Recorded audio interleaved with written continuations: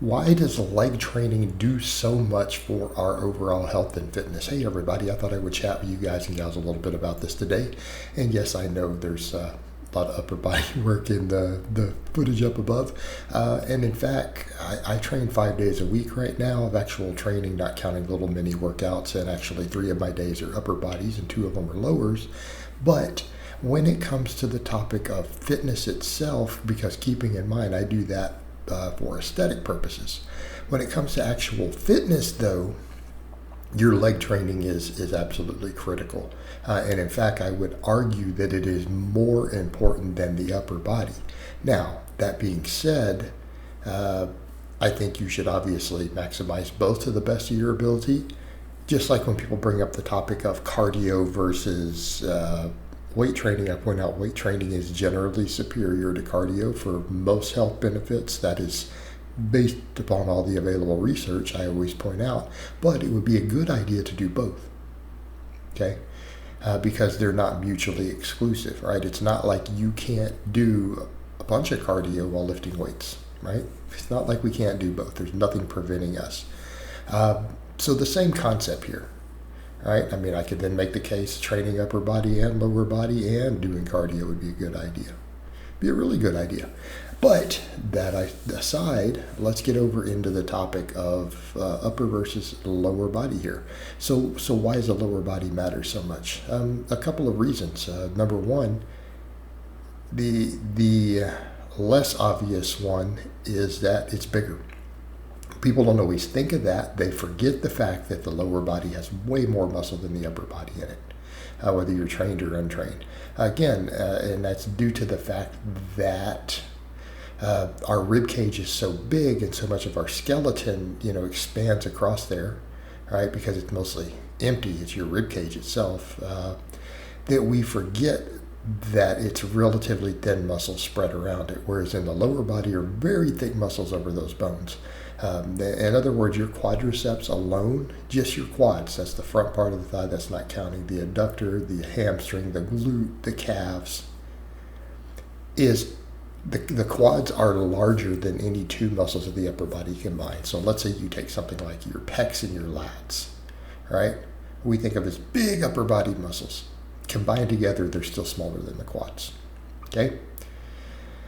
Glutes, calves, all of that are way bigger than anything in the upper body.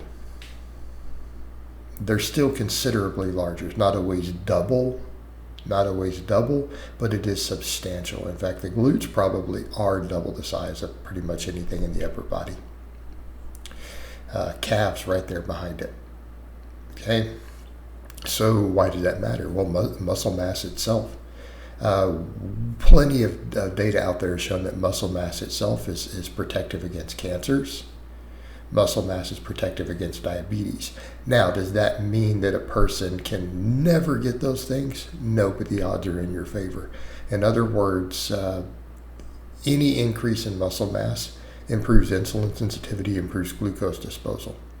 Well, why does that matter? For diabetes, that's obvious. Right? We're talking type 2 diabetes, one you develop due to lifestyle, not the one you're born with, which is type 1. Keeping in mind the overwhelming majority of diabetics are type 2 in America. First world countries, they're mostly type 1. America, over 95% are type 2. So it's lifestyle induced. Well, the muscle mass is protective against that because our insulin sensitivity is high. It's an insulin malfunction. Okay?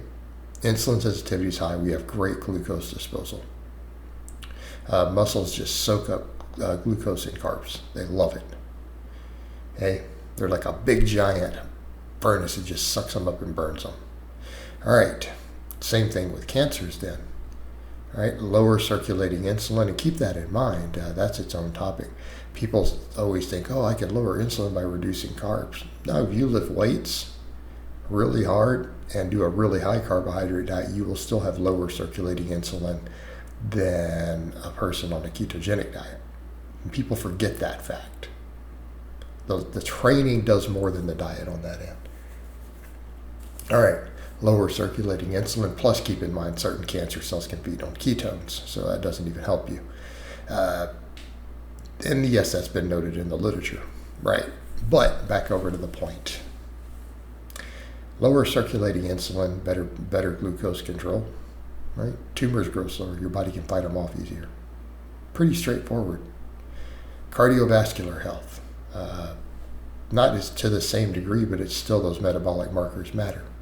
But keeping in mind, weight training has been found to do what? Improve cardio just as much, if not more, than cardio in the studies. Okay? In terms of cardiovascular health, reducing strokes and heart attacks. Okay? It's kind of a big deal then.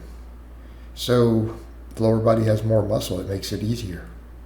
All right, now the more obvious one, we use our legs more. In other words, if you think in terms of not just resting metabolic activity, which is what we're thinking of there with the other sheer muscle mass, then we come over to dynamic muscle, right?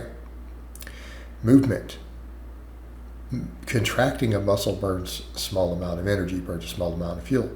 Which ones do we use more? Our lower body, we walk around on it. We use our lower body unless we have a relatively active desk job. Right? We use our lower body more. We just simply use it more day to day. Well, see where I'm going with that? If bigger muscles burn more calories when used, not only are they bigger, we use them more. So in other words, adding 5 pounds of muscle to your lower body instead of 5 pounds of muscle to your upper body, if you had to just magically transplant it on, which one's going to burn through more energy? It's going to burn through more calories, help you stay leaner, fitter. The lower body. Okay. It makes a lot of sense when you think about that. And that's before we even get into athletics and strength. I mean, obviously, lower body matters a lot for sports. Right? Matters for all sports, although some are a little more upper body dominant, of course. So when we start looking at all these different factors, it starts to make sense why, for fitness purposes, we want to train the lower body. Okay? It's going to burn through more calories. It's going to help you stay leaner, burn body fat easier. It's going to improve your chances of being resistant against cancer, diabetes, cardiovascular disease more. Okay? All of these things. Now, that being said, doesn't mean the upper body is useless there. It obviously is helpful. Muscle is muscle. In regards to most of those benefits, muscle is still muscle. And then we have the whole point of how you look. Okay, people who only train their lower body more, they don't look as jacked, obviously. Right? They don't look as jacked because we see the upper body more because it's spread across the rib cage. So, again, it would behoove someone to actually train both and do a little bit of cardio on top of it. All right, guys, but that's really all I have to say on that today. I hope it's been informative, and I will talk to you guys and gals next time.